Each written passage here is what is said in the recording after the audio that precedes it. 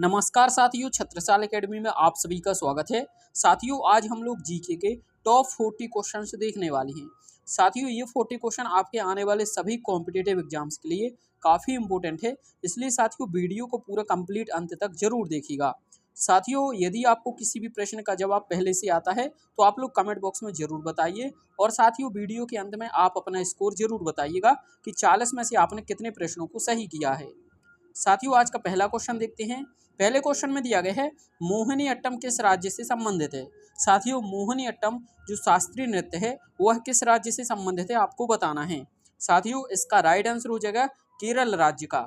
साथियों, मोहिनी अट्टम केरल राज्य का शास्त्रीय नृत्य है। अगला प्रश्न देखते हैं, दिया गया है साथियों, बांग्लादेश में गंगा को किस नाम से जाना जाता है। साथियों, बांग्लादेश में गंगा को किस नाम से जानते हैं, तो इसका राइट आंसर हो जाएगा साथियों पद्मा नाम से जानते हैं, तो ए राइट आंसर हो जाएगा। यदि आपसे एग्जाम में क्वेश्चन पूछे कि ब्रह्मपुत्र नदी को बांग्लादेश में किस नाम से जानते हैं, साथियों ब्रह्मपुत्र नदी को बांग्लादेश में जमुना के नाम से जानते हैं, आपको याद रखना है। दोनों ही क्वेश्चन इंपोर्टेंट है। आगे देखते हैं, अगला प्रश्न दिया गया है साथियों, भारतीय रेल प्रणाली को कितने जोन में बांटा गया है। साथियों, भारतीय रेल प्रणाली को 19 जोन में बांटा गया है, तो बी हमारा राइट आंसर हो जाएगा। अगला प्रश्न देखते हैं, दिया गया है साथियों, भारत में पहली बार जनगणना कब हुई थी। साथियों, इंपोर्टेंट क्वेश्चन है, कई बार एग्जाम में पूछा गया है, भारत में पहली बार जनगणना कब हुई थी। साथियों, इसका राइट आंसर हो जाएगा 1872 में भारत में पहली बार जनगणना हुई थी, तो बी हमारा राइट आंसर हो जाएगा। अगला प्रश्न देखते हैं। अगला प्रश्न दिया गया है, भारत में नियमित और वैज्ञानिक तरीके से जनगणना किस वर्ष में हुई थी। साथियों, भारत में नियमित और वैज्ञानिक तरीके से जनगणना यह कब हुई थी, तो 1881 में हुई थी। सी हमारा राइट आंसर हो जाएगा। साथियों, 1881 से अभी 2011 तक भारत में कुल 15 बार जनगणना हो चुकी है, ये आपको याद रखना है। अगला प्रश्न देखते हैं। अगला प्रश्न दिया गया है, हुमायूंनामा किसने लिखा था। साथियों, इंपोर्टेंट क्वेश्चन है, हुमायूंनामा किसने लिखा था। ऑप्शन में दिए गए हैं, हुमायूं ने, बाबर ने, गुलबदन बेगम ने या फिर अकबर ने। साथियों, हुमायूंनामा यह गुलबदन बेगम ने लिखा था, तो सी हमारा राइट आंसर हो जाएगा। नेक्स्ट क्वेश्चन देखते हैं साथियों, दिया गया है, किस मुगल सम्राट ने दीन पनाह नगर की स्थापना की थी। साथियों, दीन पनाह नगर की स्थापना किसने की थी, इसका राइट आंसर हो जाएगा साथियों हुमायूं ने दीन पनाह नगर की स्थापना की थी। साथियों, इसी दीन पनाह नगर में हुमायूं ने एक पुस्तकालय का निर्माण करवाया था, और उसी पुस्तकालय की सीढ़ियों से गिर करके हुमायूं की मृत्यु हो गई थी, ये आपको याद रखना है। अगला देखते हैं। अगला दिया गया है, निम्नलिखित में से कौन भारत का पहला पुर्तगाली वायसराय था। साथियों, भारत का पहला पुर्तगाली वायसराय कौन बनकर के आया था, तो इसका राइट आंसर हो जाएगा फ्रांसिस्को डी अल्मीडा बनकर के आया था, तो बी हमारा राइट आंसर हो जाएगा। आगे देखते हैं। अगला प्रश्न दिया गया है, पुरंदर की संधि 1665 एडी में किसके मध्य हुई थी। साथियों, पुरंदर की संधि 1665 ईस्वी में किसके मध्य हुई थी, तो इसका राइट आंसर हो जाएगा साथियों शिवाजी और मिर्जा राजा जयसिंह के बीच पुरंदर की संधि हुई थी, तो सी हमारा राइट आंसर हो जाएगा।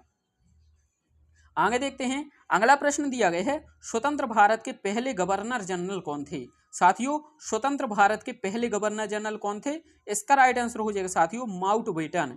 साथियों, लॉर्ड माउंटबेटन स्वतंत्र भारत के पहले गवर्नर जनरल थे, तो सी हमारा राइट आंसर हो जाएगा। आगे देखते हैं। अगला प्रश्न दिया गया है साथियों, भारत ने किस पंचवर्षीय योजना के दौरान मिश्रित अर्थव्यवस्था को अपनाया था। साथियों, भारत ने मिश्रित अर्थव्यवस्था को किस पंचवर्षीय योजना के दौरान अपनाया था, तो इसका राइट आंसर हो जाएगा द्वितीय पंचवर्षीय योजना। साथियों, बी हमारा राइट आंसर हो जाएगा। साथियों, द्वितीय पंचवर्षीय योजना कब से कब तक चलाई गई थी, तो 1956 से लेकर के 1961 के बीच चलाई गई थी, आपको याद रखना है। नेक्स्ट क्वेश्चन देखते हैं। नेक्स्ट क्वेश्चन दिया गया है, भारत और पाकिस्तान के बीच कब सिंधु जल संधि पर हस्ताक्षर किए गए थे। साथियों, भारत और पाकिस्तान के बीच सिंधु जल संधि पर हस्ताक्षर कब किए गए थे, तो राइट आंसर हो जाएगा 19 सितंबर 1960 में किए गए थे, डी राइट आंसर हो जाएगा। साथियों, किसने करवाए थे, तो विश्व बैंक ने करवाए थे, ये आपको याद रखना है, इंपोर्टेंट क्वेश्चन है। नेक्स्ट क्वेश्चन देखते हैं। नेक्स्ट क्वेश्चन दिया गया है, दुलहस्ती विद्युत परियोजना निम्नलिखित में से किस राज्य में स्थित है। साथियों, दुलहस्ती परियोजना किस राज्य में है, तो इसका राइट आंसर हो जाएगा साथियों जम्मू कश्मीर में है, तो ये हमारा राइट आंसर हो जाएगा। जम्मू कश्मीर में दुलहस्ती विद्युत परियोजना स्थित है। तुलबुल परियोजना और बगलिहार ये दोनों भी जम्मू कश्मीर में है, ये भी एग्जाम में पूछे गए हैं।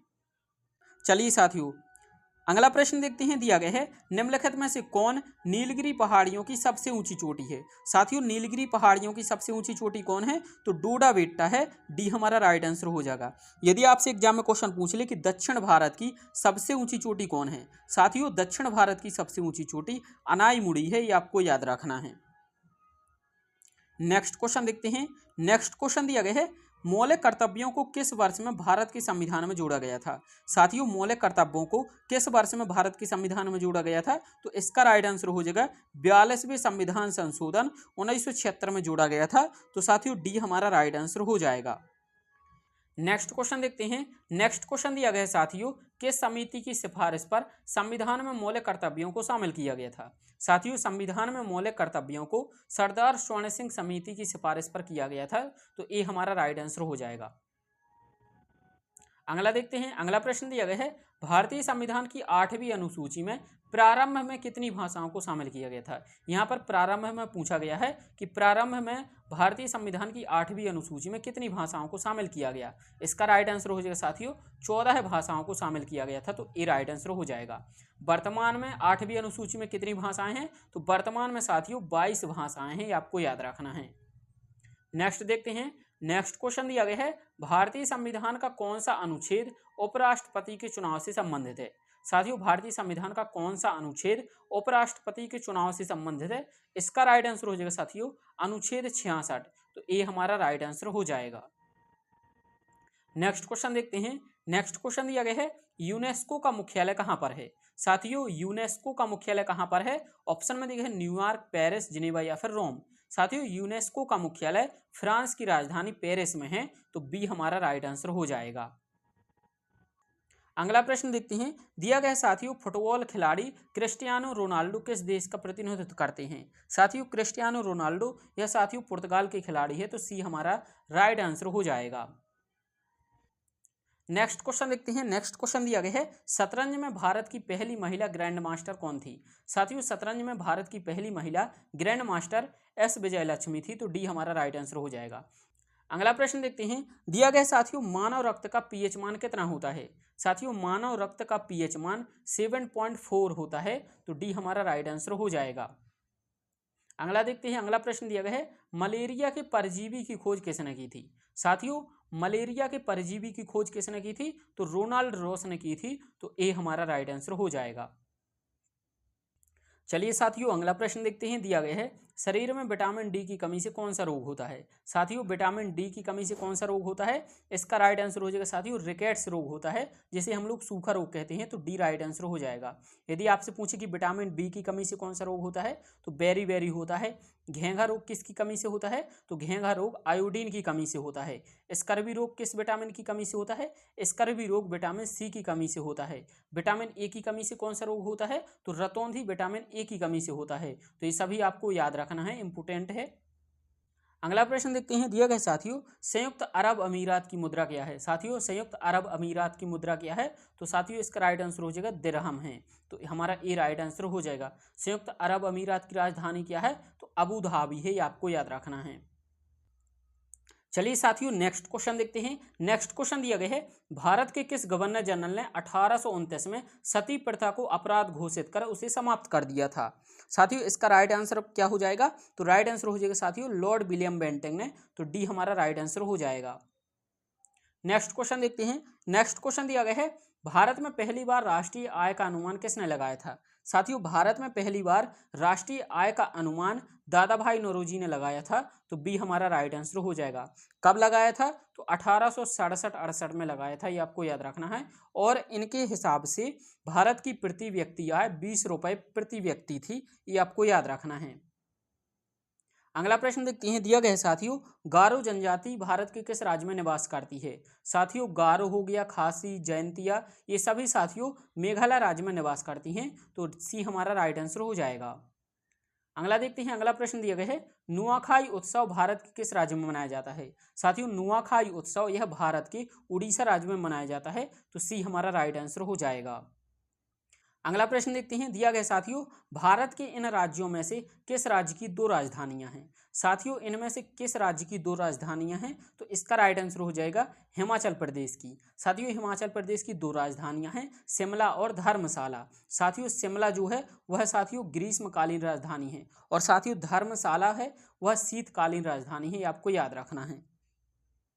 अगला प्रश्न देखते हैं, दिया गया साथियों, भारत में प्रोजेक्ट टाइगर कब शुरू किया गया था। साथियों भारत में प्रोजेक्ट टाइगर यह साथियों 1973 में शुरू किया गया था, तो बी हमारा राइट आंसर हो जाएगा। अगला प्रश्न देखते हैं, दिया गया साथियों, निम्नलिखित में से किस शहर को भारत का अंतरिक्ष शहर कहा जाता है। साथियों भारत का अंतरिक्ष शहर किस शहर को कहा जाता है, तो राइट आंसर हो जाएगा साथियों बेंगलुरु को कहा जाता है, तो बी हमारा राइट आंसर हो जाएगा। साथियों बेंगलुरु में किसका मुख्यालय है, तो साथियों इसरो का मुख्यालय है, ये आपको याद रखना है। अगला प्रश्न देखते हैं, अगला प्रश्न दिया गया साथियों, निम्नलिखित में से कौन सा राज्य भारत में खाद्यान्न का सबसे बड़ा उत्पादक है। साथियों भारत में खाद्यान्न का सबसे बड़ा उत्पादक राज्य कौन सा है, तो इसका राइट आंसर हो जाएगा साथियों उत्तर प्रदेश है, तो सी हमारा राइट आंसर हो जाएगा। नेक्स्ट क्वेश्चन देखते हैं, नेक्स्ट क्वेश्चन दिया गया साथियों, भारत में निम्नलिखित में से किस केंद्र शासित प्रदेश की राजधानी कवरत्ती है। साथियों कवरत्ती किस केंद्र शासित प्रदेश की राजधानी है, तो इसका राइट आंसर हो जाएगा साथियों लक्षद्वीप की, तो सी हमारा राइट आंसर हो जाएगा लक्षद्वीप।